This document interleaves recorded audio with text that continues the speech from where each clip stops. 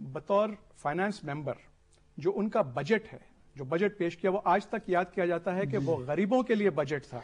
جی اس پہ کچھ تنقید بھی ہندوؤں نے کرنے کی کوشش کی، کیونکہ جہاں تک میں نے پڑھا ہے، آپ لوگ بہتر جانتے ہوں گے کہ فائنانس ممبر کے اوپر رضامند نہرو اور پٹیل وغیرہ اس لیے ہوئے کہ ان کا خیال تھا کہ یہ مسلمان ہیں اور نہیں چلا یہ سکے گا، بجٹ کیا جانے، یہ ضرور فیل ہو جائیں گے.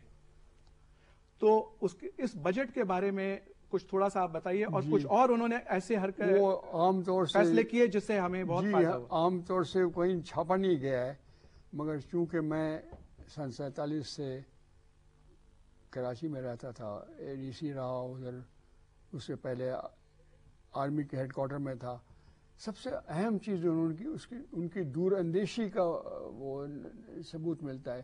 وہ کیا کیا انہوں نے بطور فائنانس ممبر، ان کا سب سے ضروری چیز کیا پاکستان کو ضرورت ہوگی، سوچا کہ تنخواہیں دینا ہوگا اور پیسہ ہے نہیں، ہوگا نہیں، یہ لوگ کیا پتا وہاں سے وڈرا کر لیں، نکال لیں پیسے.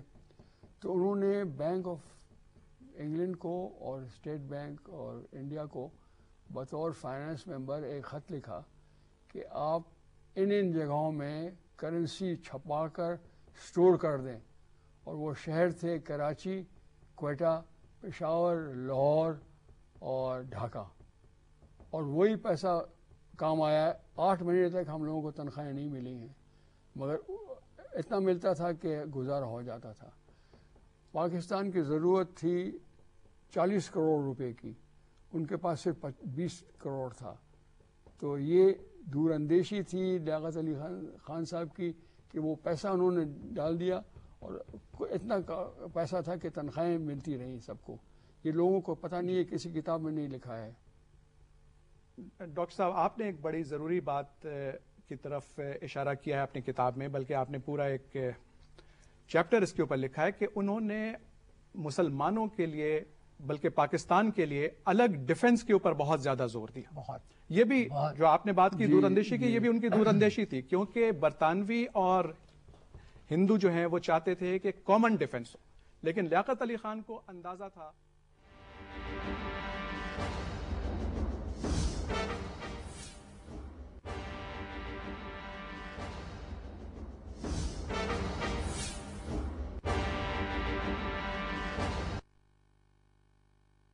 کی بات کی طرف ابھی آتے ہیں کہ ابتدا میں ہی جو ہے اگر ہماری فوج نہ ہوئی تو بہت زیادہ نقصان ہو، بہت زیادہ نقصان ہوا. اسی سلسلے میں سی کراس جب ہندوؤں نے، میں اس پہ آتا ہوں سر، ایک منٹ. وہ اصل میں ہوا یہ کہ کچھ لوگوں نے کہا تھا،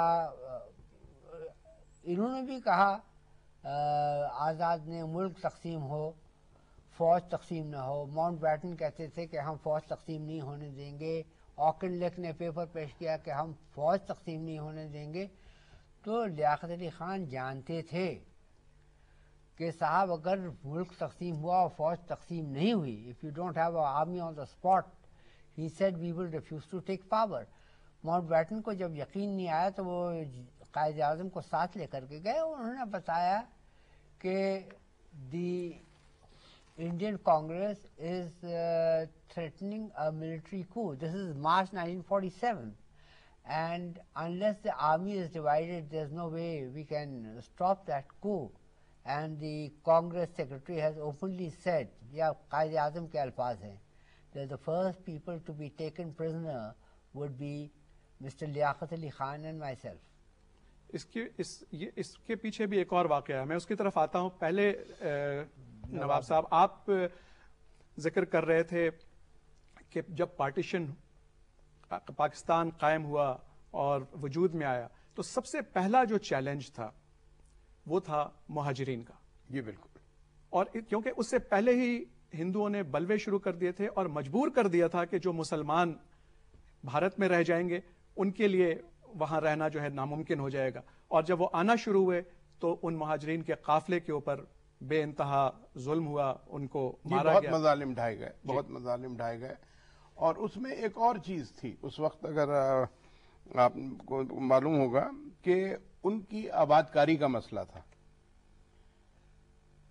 بہرحال دشمن تو پہلے دن سے لیاقت علی خان کے موجود تھے اس ملک میں، تو اس کو بڑا ایکسپلائٹ کیا گیا مہاجرین کی سیٹلمنٹ کو. تو انہوں نے مہاجرین کو اس ملک میں ایسے بسایا کہ پورے پاکستان میں انہوں نے مہاجروں کو بسا دیا، کراچی تک محدود نہیں رکھا. میرے والد کراچی میں رہنا چاہتے تھے، انہوں نے ان کو کہا کہ نہیں تم لاہور میں رہو، کہ لوگ یہ نہ کہیں کہ یہ باپ بیٹے جو ہیں یہ کراچی میں آ گئے. میں ڈاکٹر صاحب نے جیسے فرمایا، بلکہ اگر آپ اجازت دیں تو میں ایک ناظرین کو واقعہ بتا دوں کہ جب مہاجرین وہاں سے آ رہے تھے، ان مہاجرین کے قافلوں میں آپ کی پردادی یعنی کہ لیاقت علی خان کی والدہ بھی تھی اور آپ کے والد صاحب بھی تھے. جی بالکل. ان کا جب قافلہ آیا تو بطور پرائم منسٹر آف پاکستان انہوں نے اپنی خصوصی گاڑی نہیں بھیجی ان کو ریسیو کرنے کے لیے. تمام پروٹوکول کو انہوں نے بالائے طاق رکھا. انہوں نے کہا وہ بھی میری طرح کے عام انسان ہیں، وہ اسی طرح آئیں گے جیسے تمام مہاجرین آ رہے ہیں. درست ہے؟ بالکل صحیح فرما رہے ہیں، بالکل صحیح فرما رہے ہیں. ایک چیز میں جو آپ بتا رہے ہیں اس سے پہلے ایک نقطہ ہے کہ ان کی دور اندیشی تھی کہ مہاجرین جب آئیں گے تو قتل عام ہوگا، اور یہی بات انہوں نے ابھی انڈورس کی کہ انہوں نے آرم فورسز کو الگ کروایا پاکستان کے لیے. آپ بھی اس کے چشمدید گواہ ہیں. آپریشن سی کراس کیا تھا؟ آپریشن سی کراس سے پہلے میں ایک واقعہ بتا دوں. یہ جو انہوں نے کہا ہے کہ کانگریس کی کانسپریسی تھی کہ قبضہ کر لیں گے، یہ صحیح ہے، کیونکہ airborne division Indian army میں تھا اور وہ اس کا ہیڈ کوارٹر کراچی میں تھا. اس کے کچھ افسر تھے ہندو اور کچھ مسلمان بھی شاید، جو یہ پلان کر رہے تھے کو. ان کے افسروں برٹش افسرز نے ان کو الرٹ کر دیا پاکستان آرمی کے چیف کو. اس زمانے میں گریسی صاحب تھے. گریسی صاحب نے کمانڈ بھی کیا تھا وہ ڈویژن، ایئر بورن ڈویژن. تو انہوں نے کیا کیا، ویول اس زمانے میں وائس رائے تھے، انہوں نے اپنی بلیک واچ ریجیمنٹ کو روک لیا. سب ریجیمنٹس ریپیٹریٹ ہو کے انگلینڈ چلی گئی. اس کو بلیک واچ ان کی خاص ریجیمنٹ تھی، ان کو روک لیا کہ جب تک پاکستان آرمی تیار نہیں ہوتی آپ گورنر جنرل اور پرائم منسٹر ہاؤس کی ڈیفنس کریں گے. اور یہ بلیک واچ ریجیمنٹ فروری 48 میں واپس گئی ہے. اتنی بڑی سازش تھی؟ اتنی بڑی سازش تھی کہ جب فروری 48 تک ہماری کافی یونٹس ریز ہو گئی تھی. پاکستانی جو سپاہی تھے وہ پھیلے ہوئے تھے، 40% ان کے شنگھائی سے لے کر انگلینڈ تک. تو ان کو جمع کرنا، پھر لانا، ان کو واپس یونٹس بنانا، پوسٹنگ کرنا، یہ بہت بڑا کام تھا. سی کراس کا میں دور اندیشی بتانا چاہتا ہوں. جب یہ 50 سے زیادہ ٹرینز کو قتل عام کر دیا انہوں نے، ڈیفنس پرسنل کی گاڑیاں جا رہی تھیں، ریکارڈز بھی جا رہے تھے، افسر بھی جا رہے تھے، فیملیز بھی جا رہی تھی.